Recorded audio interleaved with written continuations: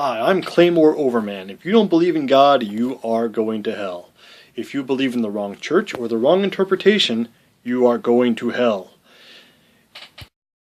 Be able to use the Jesus loophole, in which case you must accept Jesus and everything he said, ever, down to the most minute detail. If you do anything wrong, if you go to the wrong church or you have the wrong interpretation of what he said, you have to go to hell. You have to. His hands are tied. I don't make the rules. I just enforce them, and you have to go to hell now, even though I love you. And he can't give you the answers.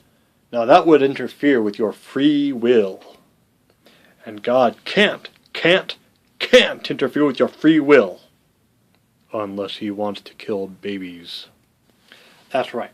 When Pharaoh said that he wanted to accept Jesus or God into his heart, God said, "No, I do not want you to accept me," and God hardened his heart to make certain that he could extend his miracles, which for those of you who haven't read Exodus means he killed a bunch of babies.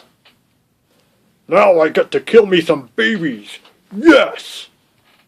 So if your plans interfere with God's plans, he will harden your heart in a hardened heartbeat. And he has to. His hands are tied. And here we're talking about a guy who can do anything, except for fight off chariots of iron, but that's reason line, chariots of iron, that's insane.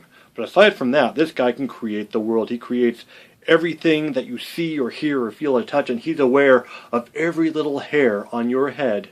It's so beautiful. But he won't lift a finger to save you from himself, and he makes that to be your fault.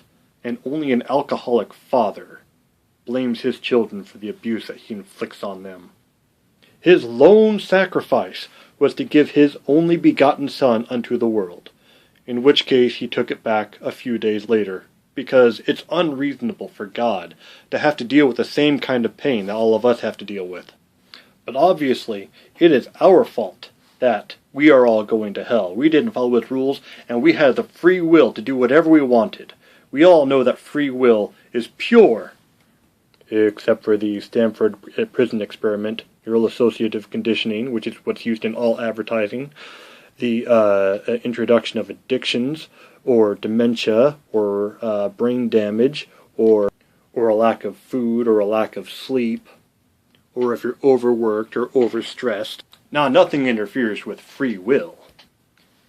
And for whatever you have going on in your life, he will judge you harshly and send you to the most horrible place unless you guessed right, unless you interpreted everything in exactly the way that he wanted.